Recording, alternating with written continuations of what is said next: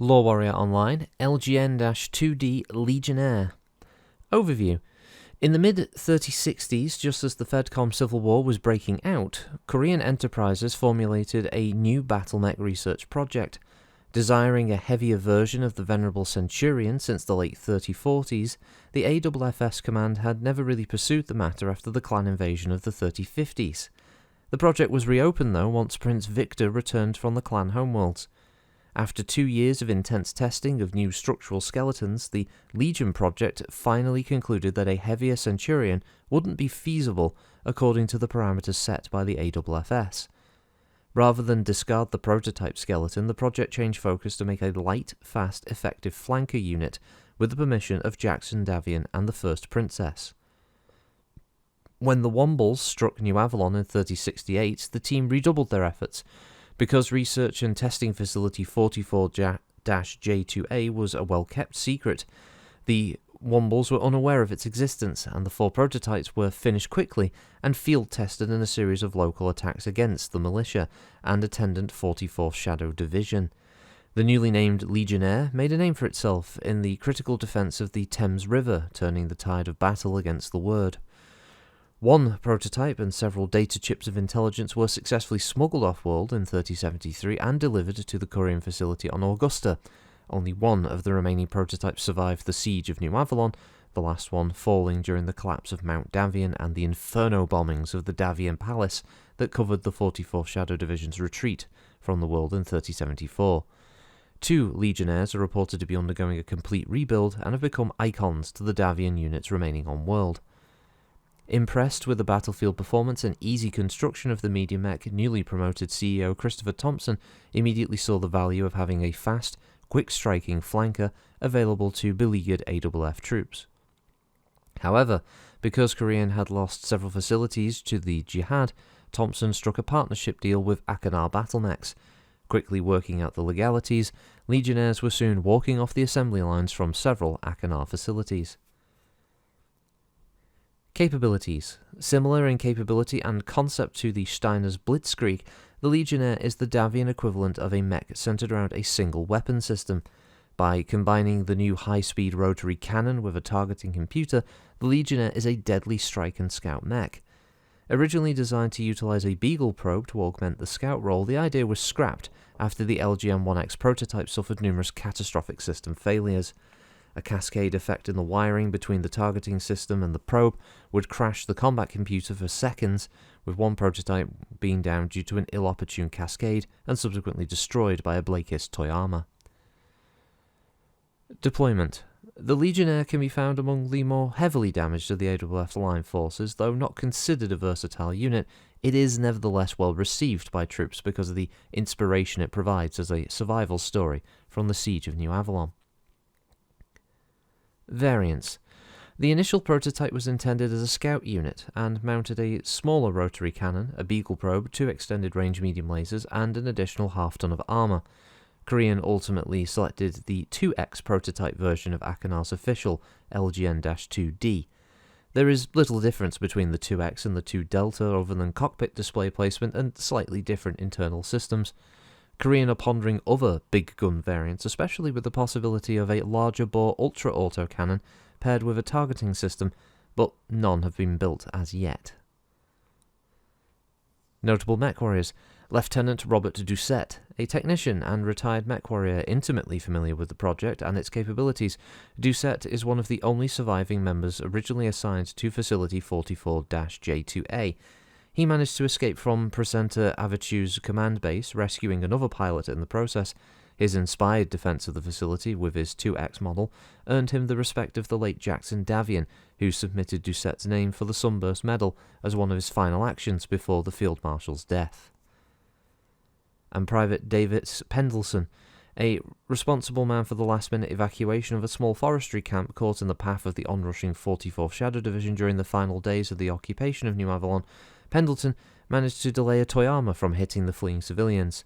Though his Legionnaire was effectively combat destroyed, AFFS High Command has made a priority of repairing it from the ground up as a symbol of Davian perseverance. Right, so the Legionnaire is a 50-ton medium. Its chassis is the 2A Type 15 Endo steel. Its power plant is the Magna 350 XL with a cruise speed of 75 and a max speed of 118 kph. No jump capability, and its armour is Starguard Mark II. It has a single Mydron model rotary cannon Auto 5. Manufactured by Korean Enterprises and Achenar battlemechs on Augusta for Korean and Cahokia on Achenar. The communication system is the PCE-4X Blaster, while the targeting and tracking system is the rather smooth, suave, and gentlemanly Reginald Systems TC Alpha. Yes, Reginald Systems is a relative newcomer in the early 3060s and continuing on. It's an AI-assisted targeting and tracking system that can actually be interacted with both physically using the command console, but also via voice activation as well, being able to ask it to keep track of specific targets for you via voice command, and also being able to get live update data from the system back to you. It can speak to you in a number of different ways, but the default one is the Reginald voice system, as it speaks itself with a rather smooth English accent, quintessential, and a very cut glass, very upper class system.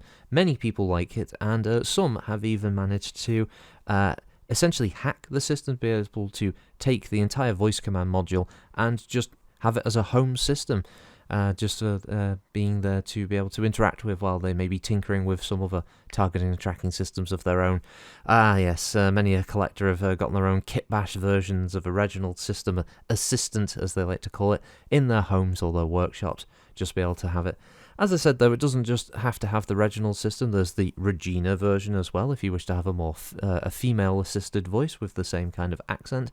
But there are other versions as well, all with their own names and personalities that were brought out by Reginald Systems, and even update packages that brought them out in different languages, as well as different sort of, as I said, ethnicities, accents, all those kind of things if you wanted it. Apparently, there's even a rumour that the TC Bravo version will even have a small avatar as such for your Reginald, Regina, whatever it be called. While in battle, though, it's probably being held back as it might be a little bit too distracting, and there's also the fear that thirsty mechwarriors might get a little too attached to their particular voice. But anyway, the mech, as I said, is the 50-tonner. It has a walk of 7, a run of 11, with 10 double heat sinks for 20 heat dissipation in total. It has 9 armour on the head, 20 on the CT with 7 on the rear, 16 on the right and left torso, 6 on the rear, 14 on the arms, and 22 on the legs. It has a single rotary cannon, actually located in the right torso, despite the artwork kind of showing it being kind of centre-mounted, with 60 rounds of fire located in the right torso, and a targeting computer in the left torso. The rest of the mech is completely empty, thus essentially making the arms damage buffers, being able to absorb. It's entirely torso-focused weapon system. It's a pity. I like the write-up, I like the idea of it. I think the visuals are a bit ugly. It's like, it's taking the idea of start with shapes when you're drawing something and then kind of build out from that. This is just where someone just added the shapes and they just kept going from there. And this isn't to take away, I cannot draw anything like that at all, so this artwork is fucking godly compared to anything I can ever create. But in the grand scheme of different pieces of artwork that we've seen throughout these books over the years I've been making LoreWarriors, this is definitely one of the less visually appealing designs, but that shouldn't take away from the fact that this is still an effective unit. Its Rotary 5 is capable of doing a decent amount of chip damage over multiple turns. It's a mech that's unlikely to ever overheat, which means it can just constantly fire its weapon system. It's got plenty of ammunition to keep it in the fight. And obviously, none of these mechs ever really fight on their own out in the open, so if it's a pair of these units, that's the potential of doing multiple shots from a pair of them, which means you can do upwards of about, a minimum of 10, max of like 20 odd damage, depending on what kind of roll that you're doing with the rotary cannon and the firing type, combined with other units that the AWFS would have access to. You've got a pretty robust little medium mech design there that can, do a fair amount of damage over several turns. It can't take a lot of damage in return, though. Only 20 armor on the CT isn't a lot, obviously. And things like the side torsos, which I would argue would probably need a bit more protection than the legs. I'd probably swap a few points of armor out there because, that left torso has 0 protection from ammo explosions, for instance. But the targeting computer definitely helps with it being able to get more hits in more easily as well, which is another key factor for the unit. So it looks ugly, but is actually probably quite effective. So, but that's the Legionnaire, and I will cease my ramble. Have a good one all. Thanks for listening. As always, I'll catch you next time. Bye.